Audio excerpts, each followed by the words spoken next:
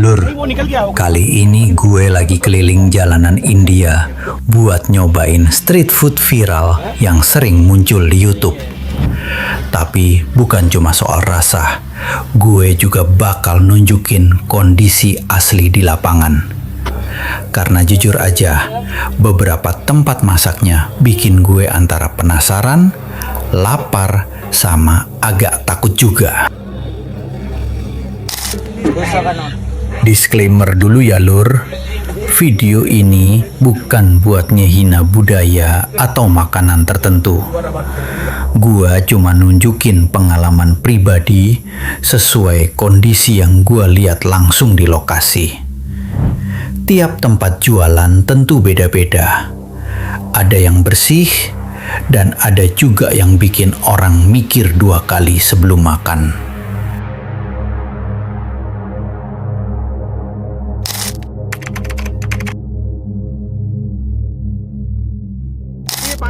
Tempat pertama yang gua datangi adalah penjual panipuri yang rame banget. Dari jauh udah kelihatan orang berdesakan sambil makan cepat. Tapi pas gua dekat, gua lihat tangan abang penjual nyelup terus ke air kuah tanpa sarung tangan sama sekali sejak tadi. Kuah hijau buat panipuri ditaruh di ember besar terbuka. Debu jalanan dan asap kendaraan lewat terus di sampingnya. Yang bikin gue makin kaget, banyak pembeli makan langsung di pinggir jalan yang becek sambil desak-desakan tanpa benar-benar peduli soal kebersihan. Abang penjual geraknya super cepat. Habis pegang uang, langsung lanjut bikin panipuri lagi tanpa cuci tangan. Kulit purinya juga ditumpuk tinggi di udara terbuka. Jujur aja, buat yang gak biasa lihat street food ekstrim, mungkin bakal langsung mundur pelan-pelan. Tapi anehnya lur, walau kondisinya kayak gitu, pembelinya tetap ramai non-stop. Orang-orang makan sambil ketawa dan gak kelihatan ragu sama sekali. Dan pas gue coba sendiri, rasanya memang enak banget. Sampai bikin gue lupa beberapa detik soal kondisi sekitarnya.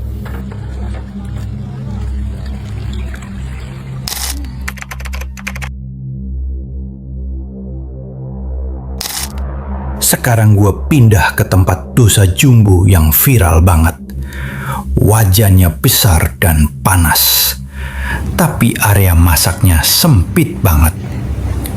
Butter, saus, dan bahan lainnya ditaruh berantakan di sekitar wajan. Bahkan ada lalat kecil yang sempat lewat dekat adonan sebelum dimasak. Abang penjual masak sambil keringetan parah karena panas wajan dan cuaca jalanan. Kadang tangannya langsung nyentuh makanan tanpa alat bantu. Lap kain yang dipakai buat bersihin wajan juga warnanya udah gelap banget dan dipakai berkali-kali tanpa dicuci. Yang bikin gua bengong, adonan dosa disimpan di ember besar terbuka dekat jalan raya. Debu kendaraan lewat terus tiap beberapa detik. Tapi pelanggan tetap ngantri panjang sambil ngerekam proses masaknya karena visual dosa jumbo memang satisfying banget buat konten. Pas dosa selesai dan gue makan, rasanya tetap gurih dan enak. Pinggirannya renyah banget dan aroma butternya kuat. Ini yang bikin street food kayak gini sering viral. Orang jadi bingung antara fokus ke rasa enaknya atau kondisi masaknya yang cukup ekstrim.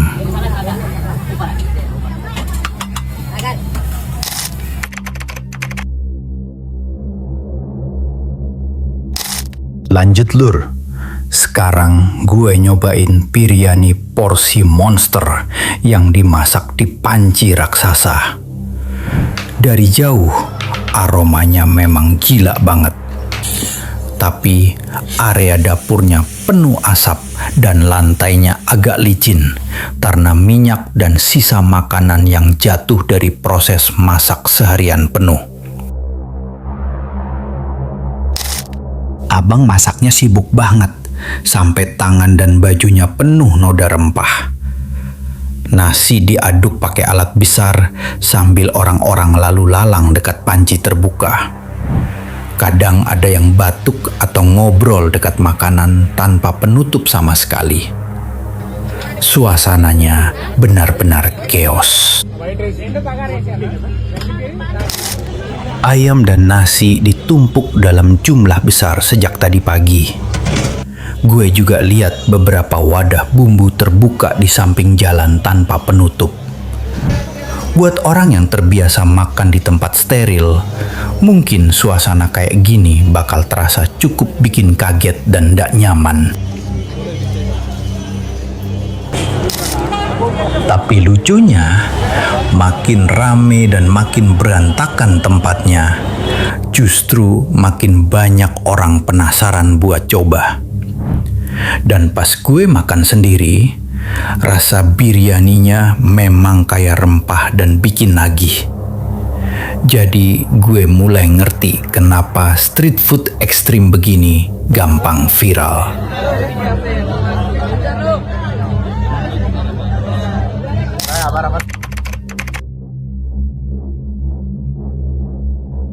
Gue nggak lupa nyobain klub kachori yang katanya jadi sarapan favorit warga sekitar. Tempat jualannya kecil dan penuh orang berdiri dempet-dempetan. Minyak goreng dipakai terus-menerus sampai warnanya udah gelap banget. Bau minyaknya bahkan terasa kuat dari jauh. Kachori yang udah matang ditumpuk di nampan terbuka tanpa penutup sama sekali.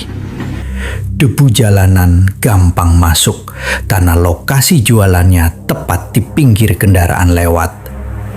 Penjual juga sibuk pegang uang lalu langsung nyiapin makanan buat pembeli berikutnya tanpa jeda.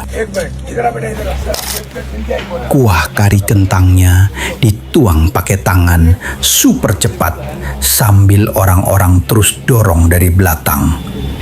Gue bahkan sempat lihat piring dicuci seadanya di ember kecil dekat kaki meja jualan. Buat sebagian orang, kondisi beginian pasti langsung bikin selera turun. Tapi sekali lagi lur, rasa makanannya justru enak banget. Gurih, pedas, dan penuh rempah sampai bikin gue lupa sama suasana sekitar beberapa saat. Ini yang bikin street food ekstrim selalu menarik ditonton karena orang penasaran seberapa jauh mereka berani coba. Oke lur, setelah seharian keliling, gue sadar street food India memang punya dua sisi yang kuat. Di satu sisi, rasanya kaya rempah dan bikin nagih.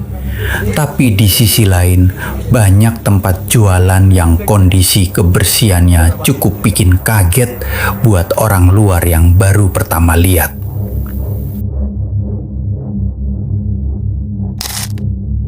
Walau begitu, pengalaman kuliner kayak gini tetap menarik buat dilihat karena suasananya hidup dan penuh kejutan. Kalau kalian mau gua lanjut cari street food yang lebih ekstrim lagi, langsung tulis di komentar ya lur. Siapa tahu next gua nemu yang lebih brutal lagi.